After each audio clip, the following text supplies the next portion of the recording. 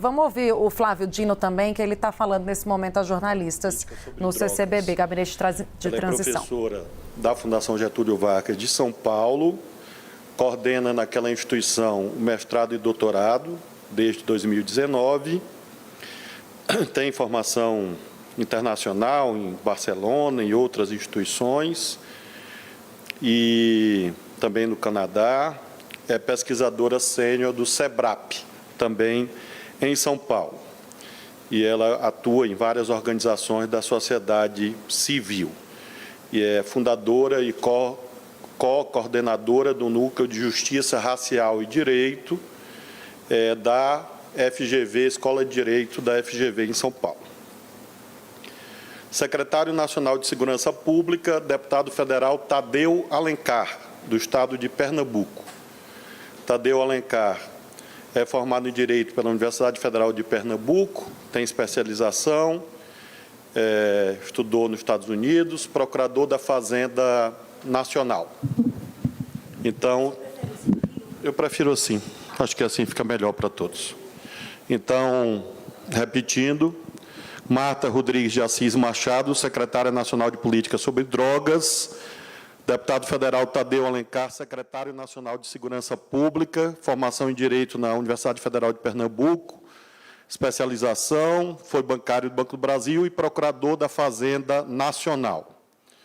Tem experiência jurídica, experiência de gestão, experiência parlamentar.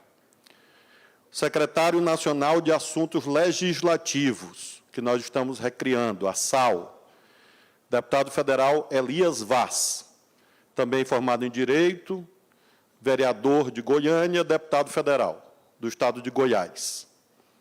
Então, nós temos, até aqui, as indicações de Marta Machado como secretária nacional de Política sobre Drogas, deputado federal Tadeu Alencar, secretário nacional de Segurança Pública, deputado federal Elias Vaz, secretário nacional de Assuntos Legislativos. Como secretário nacional de Políticas Penais, a Secretaria Nacional de Políticas Penais substituirá o DEPEN. A Secretaria Nacional de Políticas Penais vai abranger o DEPEN, a Polícia Penal e as alternativas penais. O secretário nacional de Políticas Penais será o coronel Nivaldo César Restivo, da Polícia Militar de São Paulo. Ingressou naquela instituição coronel Nivaldo César Restivo, secretário nacional de Políticas Penais, que corresponde ao extinto DEPEN, que vai ser extinto, né, claro. Ele é coronel da Polícia Militar de São Paulo, desde 1982, tem bacharelado em Direito, é coronel desde 2013 e foi secretário de Estado de Administração Penitenciária do Estado de São Paulo. Portanto, ele tem experiência na Polícia Militar e experiência como secretário de Estado. Está aqui comigo o secretário Marivaldo, que está fazendo hoje 2 indicações relativas a acesso à justiça, que são mais 2 pessoas que estarão sob comando dele nesta área. Diretora de Promoção de Direitos, Roseli Faria. Roseli Faria, diretora de Promoção de Direitos. Ela é economista, vice-presidente da Associação Nacional de Servidores de Carreira e Planejamento e Orçamento, é servidora efetiva, portanto, integrante da coordenação executiva da coalizão Direitos Valem Mais. E tem estudos sobre gênero, raça, orçamento público. É uma pessoa, portanto, que estará conosco no Ministério da Justiça. Também, como, finalmente, o último anúncio, o diretor de Acesso à Justiça e Mediação de Conflitos, Jonathan Galvão, diretor de Acesso à Justiça e Mediação de Conflitos, Jonathan Galvão. É advogado pela Universidade Federal do Maranhão, advogou para a Sociedade Maranhense de Direitos Humanos, e foi secretário adjunto de Direitos Humanos do Estado do Maranhão, e lá coordenou a Comissão Estadual de Prevenção e Violência do Campo e na Cidade, COECV. Todos os currículos serão encaminhados às senhoras e aos senhores. Em conclusão, nós estamos hoje fazendo uma substituição em relação ao anúncio feito ontem. Nós estamos efetuando a substituição da indicação que foi feita para o diretor-geral da Polícia Rodoviária Federal. Nós tivemos uma polêmica nas últimas horas e o entendimento meu e da minha equipe foi que seria mais adequado proceder a essa substituição. Então, a indicação para novo diretor-geral da Polícia Rodoviária Federal é para o policial rodoviário federal Antônio Fernando Oliveira. Antônio Fernando Oliveira. Ele é policial rodoviário federal desde 1994, atuou na Bahia e no Maranhão, é pós-graduado em Direito Tributário e é mestrando em Ciências Jurídicas pela Universidade Autônoma de Lisboa. Então, Antônio Fernando de Oliveira substitui a indicação feita ontem e é a pessoa indicada para a direção-geral da Polícia Rodoviária Federal. Com isso, senhoras e senhores, nós preenchemos todos os postos dirigentes do Ministério da Justiça e Segurança Pública no que se refere à relação imediata com o ministro. É claro que ainda há dezenas de indicações que serão procedidas, mas nós conseguimos, ainda antes do Natal, completar a direção da Polícia Federal, que tem já não só o diretor-geral, mas como toda a diretoria composta. Nós estamos efetuando hoje a indicação do novo diretor-geral da Polícia Rodoviária Federal e todos os secretários nacionais do Ministério da Justiça e Segurança Pública, assim como também a Secretaria Executiva. Nós teremos também, na chefia da Assessoria de Comunicação Social do Ministério da Justiça, a jornalista Lorena, que ali está, Lorena Ribeiro, vai ser a chefe da Ascom, portanto, colega de vocês, jornalista, e teremos uma outra jornalista na chefia de gabinete do ministro, que é uma outra jornalista, que foi minha chefe de gabinete, que é a jornalista Rafaela. Então, Rafaela Vidigal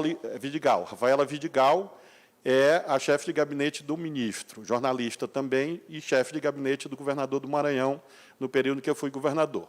De modo que também, como as senhoras e senhores podem ver, há muitos jornalistas na minha equipe, porque o secretário executivo, Ricardo Capelli, é jornalista, a chefe da Ascom, Lorena Ribeiro, é jornalista, e a chefe de gabinete do ministro, Rafaela Vidigal, é jornalista. De modo que tem também a cota dos jornalistas do Ministério da Justiça e Segurança Pública. Então, com isso, temos a equipe desenhada do Ministério e me coloco à disposição para as senhoras e os senhores para eventuais indagações. Boa tarde. Aqui, ministro André Borges, do Jornal Estadão. Eu queria que o senhor comentasse um pouco essa substituição do senhor Camata, que ontem foi apresentado aqui com um longo currículo e experiência. Eu queria saber, o Ministério que o senhor está formando não pesquisou o passado do senhor Camata? Não sabia que ele era um apoiador ferrenho de pessoas como Dallagnol e agora do senador Sérgio Moro? Não pesquisou, não tinha notícia sobre isso? Foi surpreendido? E como foi que ele recebeu essa decisão, né, de menos de 24 horas depois, estar fora desse cargo? Obrigado. Nós fazemos, sim, uma pesquisa de todas as pessoas, e levamos em conta menos as visões pretéritas e mais o presente e o futuro, porque somente os mortos não evoluem. Então, eu não levo em conta muito as posições pretéritas. Mas nós precisamos, ao olhar o futuro, examinar se aquele líder ou aquela líder tem condições políticas de conduzir a sua atribuição. Então, realmente, não se trata de um julgamento sobre posições pretéritas de quem quer que seja, mas sim de avaliação quanto à existência de condições políticas para liderar a equipe. E é óbvio que, em meio a polêmicas, você acaba por dissipar energias, numa área em que nós precisamos de foco. Ontem mesmo eu mencionei que já temos um gigantesco desafio na preparação da posse. Então, faço questão de assinalar o meu reconhecimento ao excelente currículo do policial Camata, tudo quanto dito, portanto, permanece válido, e ele permanece, obviamente, vinculado à Polícia Rodoviária Federal. Não há, portanto, nenhum julgamento de desvalor em relação a ele, mas apenas uma avaliação puramente política. E, realmente, eu tenho buscado uma equipe que seja plural, que seja ampla, que tenha homens, mulheres, que tenha negros, que tenham líderes experimentados na luta social, que tenham experiência administrativa, gerencial, parlamentares. Portanto, tenho buscado pluralidade, porque o Brasil é plural, mas, obviamente, preciso de uma equipe que, além de unida, tenha todas as condições de levar o seu trabalho adiante. E qualquer que seja o dirigente, a dirigente, que esteja cercado de polêmicas, é claro que é muito difícil que, numa área sensível, o dirigente consiga se dedicar com a largueza e a profundidade necessária. Então, esta foi a razão da substituição. Ministro. Em relação a posições deles pretéritas sobre Lava Jato, Sérgio Moro, Dallagnol, sim, claro. Claro, mas, volto a dizer, não é um critério, né? Mas aí a questão é que houve uma postagem particular e outras, enfim, realmente não é um julgamento sobre o que ele achava em 2017 ou 2018, porque realmente não é um critério, ao meu ver, determinante. Mas, em face da polêmica, é claro que ele, no futuro, não reuniria condições para se dedicar como nós gostaríamos.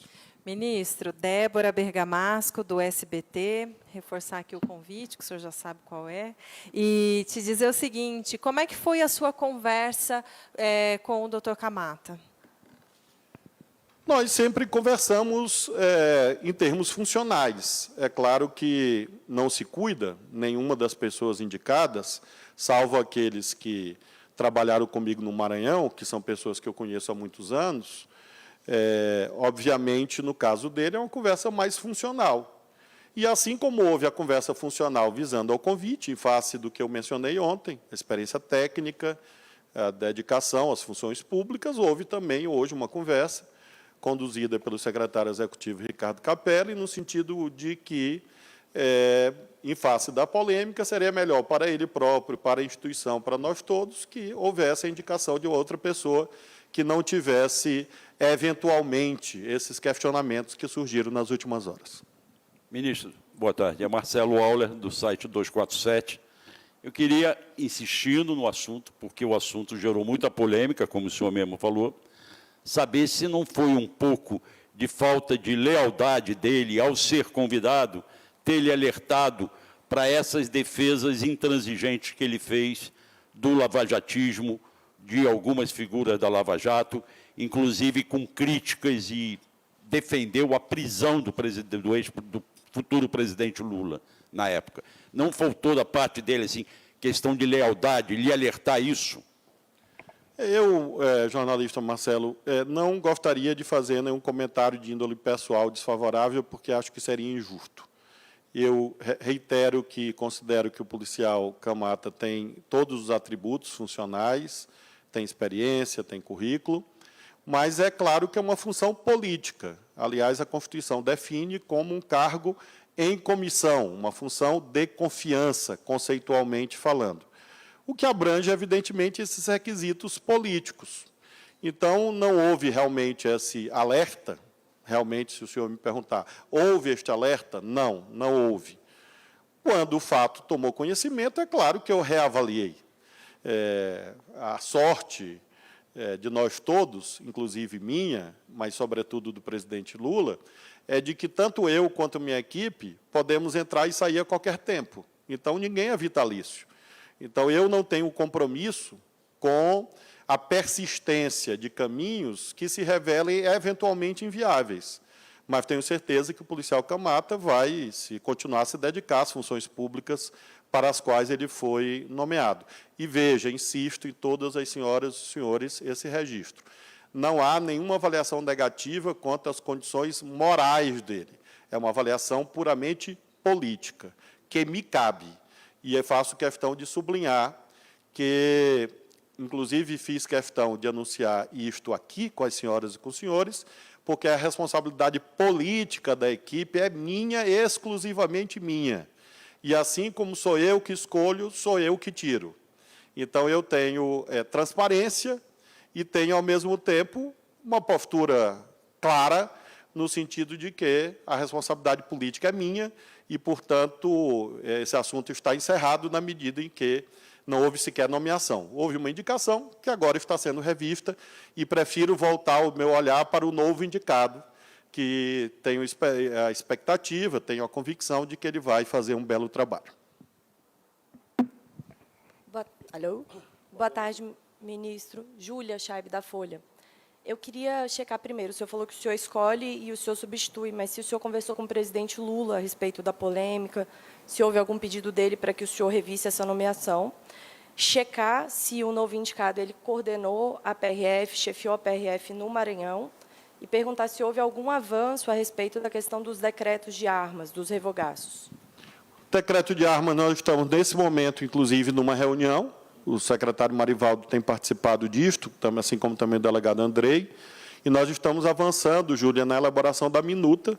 Ela ficará pronta por volta do dia 27, 28, e será apresentada por mim ao ministro-chefe da Casa Civil e ao advogado-geral da União, para que eles possam, junto ao presidente, fazer o exame quanto ao momento adequado de edição do decreto. Mas o Ministério da Justiça terá uma proposta técnica, que está em fase final de elaboração, mais ou menos nos termos que eu já anunciei reiteradamente quanto à revisão da legislação hoje ainda em vigor. Em relação ao presidente Lula, a decisão, volto a dizer, foi exclusivamente minha, tanto botar quanto eventualmente rever a indicação. É claro que é meu dever, como auxiliar dele, informar ele, e, obviamente, eu informei a ele, obviamente, eu informei ao vice-presidente Alckmin, e os dois estão cientes, tanto desse momento em que fiz a indicação, como também desse momento em que eu estou substituindo a indicação por outra. Mas a decisão, volto a dizer, sublinhar, porque a responsabilidade política do Ministério da Justiça e Segurança Pública é minha. Então, todas as decisões são minhas. Neste caso, foram minhas. E tenho convicção de que, nesse momento, é a melhor decisão, politicamente falando. Ah, sim, desculpe, o Antônio Fernando foi superintendente no Maranhão e exerceu outras funções de direção, também na Bahia e também no Departamento de Trânsito no Maranhão. E é policial desde 1994, policial rodoviário federal. Ministro, boa tarde. O senhor citou, militão do UOL, o senhor falou que ele não reúne condições políticas para o futuro. Outros aliados do governo, Marina, Alckmin, Simone Tebet, enfim, Randolph, já apoiaram o Lava Jato, já defenderam a prisão de Lula, já criticaram o presidente. Quais são as condições políticas que eles têm no futuro hoje que o candidato de ontem não tem? Como eu disse, militão, eu não vejo realmente, em relação a nenhum dos indicados ou das indicadas no Ministério da Justiça e Segurança Pública, posicionamentos pretéritos. Eu vejo as condições no presente e no futuro. Neste caso, não me cabe avaliar essas pessoas que você mencionou, porque eles não trabalharão comigo. Comigo, o que eu avaliei, sobretudo, é que, feita a indicação no dia de ontem, houve uma intensa polêmica, e com esta intensa polêmica, numa área sensível, numa área que exige dedicação integral, eu considerei que era melhor para ele, para a Polícia Rodoviária Federal e para o Ministério da Justiça, superar essa polêmica mediante uma nova indicação. Informei isso ao presidente Lula, e assim como ele concordou com a minha indicação anterior, ele concordou com esta no sentido de que eu sempre o informo. É claro que ele não faz um exame, mas eu sempre informo, porque é meu dever. E, obviamente, o presidente Lula, o vice-presidente Alckmin, tem ciência, mas a avaliação, tanto de botar quanto tirar, e este novo nome que eu estou apresentando hoje, inclusive com uma passagem pelo Maranhão, por motivos óbvios, né, conheço o trabalho dele, é uma indicação feita por mim, que visa exatamente afastar a polêmica e nós termos energia para poder cuidar com a professora Marta da política de drogas, para poder cuidar com o Tadeu, com a segurança pública, com o coronel Nivaldo das políticas penais e, claro, com a PF, PRF e todos aqueles que nós estamos indicando hoje, o deputado Elias Vaz, ou seja, nós temos uma equipe, e é essa visão de conjunto que eu faço questão de sublinhar, uma equipe escolhida com muito critério, com muito cuidado e, obviamente, sempre sujeita à revisão. Obviamente, a minha própria presença no Ministério, assim como todos os dirigentes que eu tenho indicado, obviamente, sempre estamos todos nós sujeitos à revisão, que bom, isso é democrático, e essa revisão foi feita pelos motivos políticos a que fiz alusão. Pessoal, muito obrigado, e eu acho que, de verdade, agora, Feliz Natal, porque ontem eu disse Feliz Natal, até não sei quando, mas fatos novos levaram a que nós tivéssemos esse novo encontro, que propicia que eu reitere meus votos de um ótimo Natal nos lares de vocês.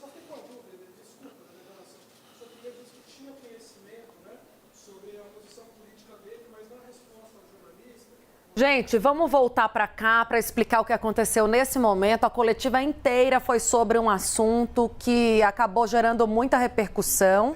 Mas o Oi, Igor. teor de certas postagens, não. Vamos ouvir o final. Quanto à posição política geral, sim. Quanto ao teor de determinada postagem, não. Porque é feita uma pesquisa e não houve um exame de uma determinada postagem. Agora, quanto à posição política dele e de outros tantos, claro que havia ciência. É apenas essa questão. E, ao ler a postagem, isso que, a meu ver, criou um fato novo, na minha ótica. Sim, claro. Sim, claro. Ok? Um ótimo Natal e vamos nos ver em breve. Amanhã, de manhã. Está aí o ministro da Justiça indicado pelo presidente eleito, falando sobre alguns nomes que chegam agora para o segundo escalão da pasta, e indicando que Edmar Camata, que foi ontem indicado, ainda, diretor-geral da Polícia Rodoviária Federal para o governo Lula, vai ser substituído por Antônio Fernandes Oliveira, também policial rodoviário federal, com atuação no Maranhão, estado do ministro da Justiça. Isso porque o indicado de ontem, surgiram, depois da indicação, vários posts polêmicos com posicionamentos políticos em favor da Lava Jato e também pela prisão do presidente eleito Luiz Inácio Lula da Silva. A gente volta em instantes e explica em detalhes